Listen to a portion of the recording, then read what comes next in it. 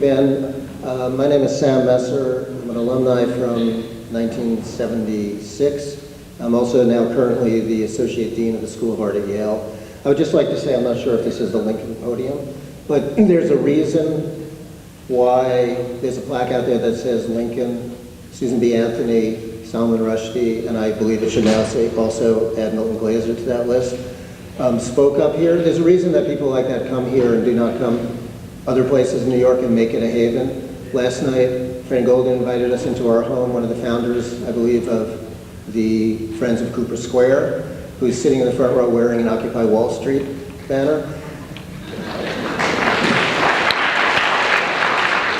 I just want to say something short, which is, I think it's important with the Occupy Wall Street that there's a lot of talk about the idea of tuition and about how, and if you just say it as a soundbite, it does seem fair that the rich should pay their way.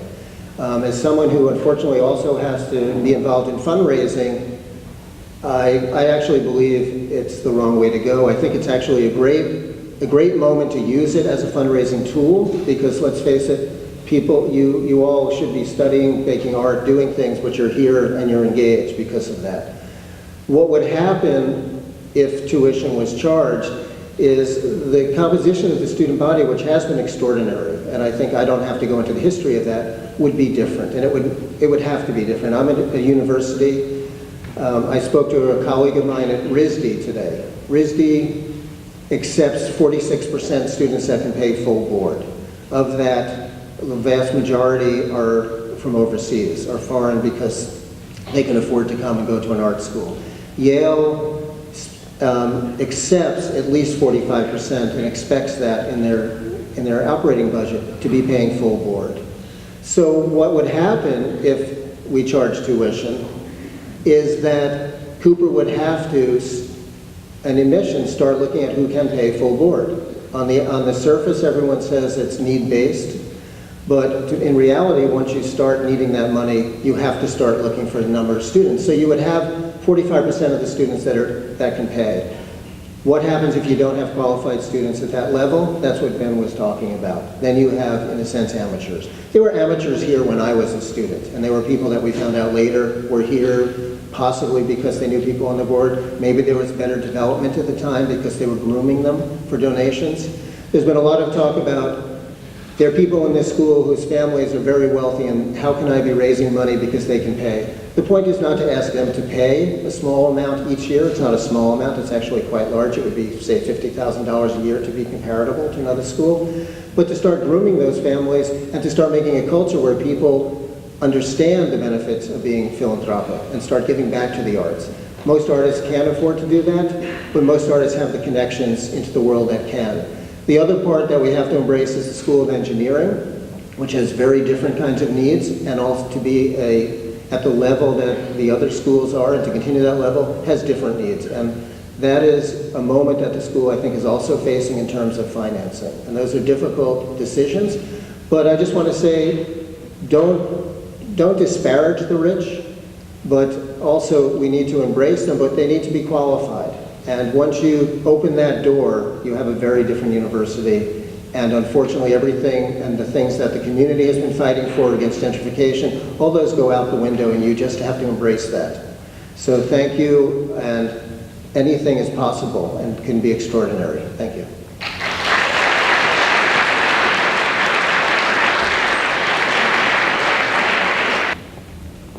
Wow, that's great. Oh, thanks. Thank you, Sam. And I just found out that we don't have that much time, and we're going to have to wrap this up pretty soon to move on to the next segment. I just wanted to say that, standing here, you're offered a very profound lesson in perspective. So I just wanted to say thank you to everyone who is here in attendance tonight, whether you're in the Great Hall or joining us online or remotely. This is an encouraging amount of support. Here to talk to you about two specific initiatives with respect to fundraising and alumni outreach. The first is an auction, the second is a pledge. As some of you may have heard, there's been talk of initiating a high numbers type of auction that would include works by alumni, faculty, and staff affiliated with Cooper Union over the years. I'm not going to get into the details of that now, but as somebody that has experience with the trustee and collector end of the art world, as well as being a programming director at a nonprofit's arts institution, I immediately thought an historical auction is something that could and should happen, carrying the potential for some significant financial results. And I'll skip through most of this and just say that I'm currently working with a few other members of the extended Cooper community to secure a venue that has the kind of client contacts to both buy and donate, and that is also able to make connections to alumni estates. And we're looking at late spring as a target date for this. Now, the problem that we found in the exploratory round of calls to these people, to alumni, to faculty, staff that have been associated with Cooper Union, is that there is such an overwhelming objection to the mere mention of the word tuition that many simply were inclined to hang up just before saying that they wanted nothing to do with Cooper Union, much less a fundraising effort, unless tuition is completely taken out of the problem-solving equation. Well, it turns out that this very same base of people all said that they would be willing to go above and beyond what they have already given over the years, not just to an auction, but with financial donations to the school itself, on the condition that tuition be taken off the table. So how do you get these people to actively reconnect and not become estranged in the call to support Cooper Union? Well, it made sense to organize an initiative that would illustrate this specific desire to support a tuition-free Cooper Union in a much more immediate way. And it became clear that the best and most efficient means of achieving this expression of support could be something as simple as a pledge drive. Now, this is going to be live within the next 2 days, so you have this first page as a template to kind of familiarize yourself with what this is going to look like. It is called freecooperunion.com. You can pledge to donate $1, $50, you can pledge to donate $150,000. You can remain anonymous, you can give your name. The point is that it's a promise along with a pledge. It's a promise to stand in support of the meritocracy that Cooper Union has come to be identified with a pledge to support that promise with a dollar amount. The benefit is its simplicity. It's essentially no more than an online petition, but it's adding a dollar amount field and a quantifiable number of people who can articulate their promised support for a tuition-free Cooper Union. So the pledge initiative does two things. One, it seeks to consolidate and identify the larger Cooper community that wishes to see Cooper Union remain a meritocracy. And two, within that collective voice, establish a promise for a perennial kind of giving towards sustaining that ideal.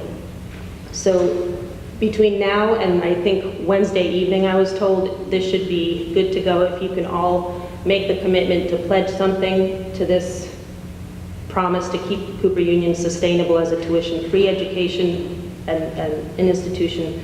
That would be fantastic. And I'm going to cut it there because we're running out of time.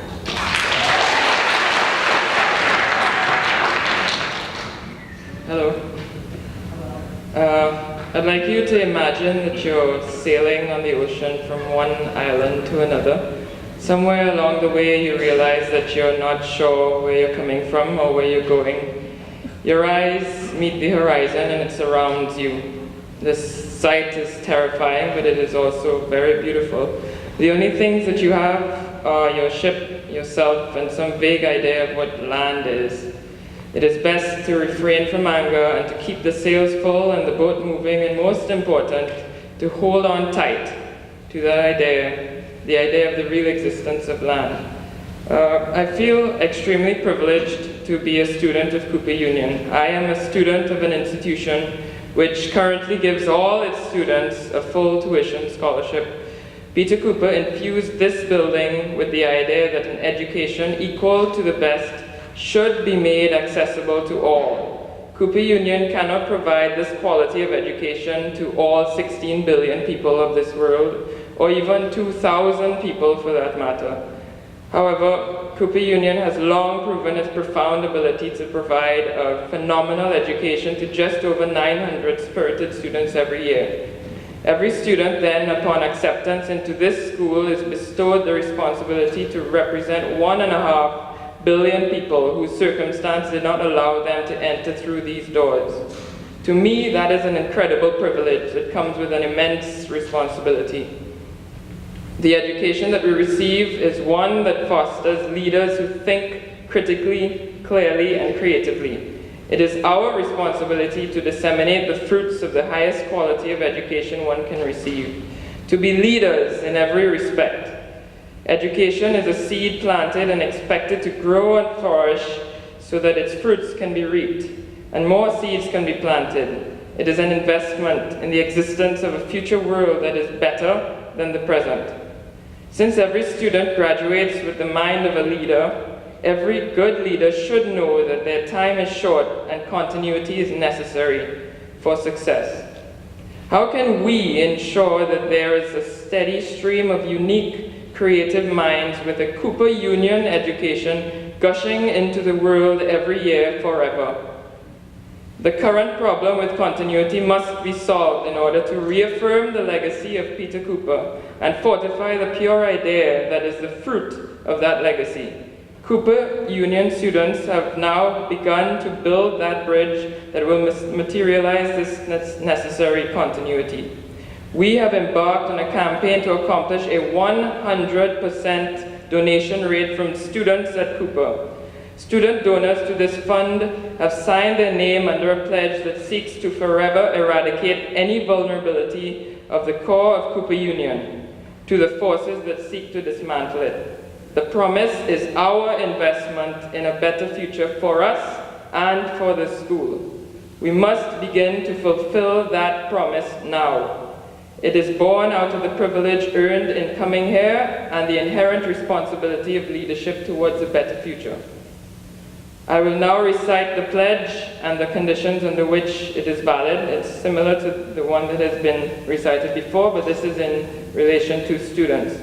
Because I have inherited the responsibility to continue a tradition of ensuring that Cooper Union provides the priceless education which I now receive to those that will succeed me, I promise that I will give to Cooper Union what I am able to now, and I will continue to give annually for as long as I live, once the Cooper Union remains true to its core. I promise to be involved in maintaining and building on the resilience and solidity of that core.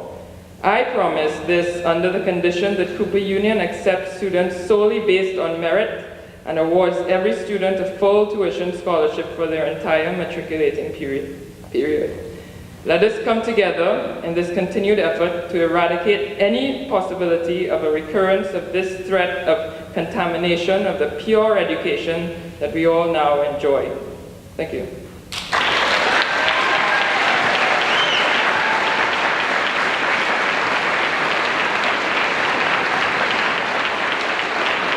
I want to make sure that everybody knows who this is. Would you please introduce yourself? Class, your name. Che Perez, Architecture, graduating in 2014.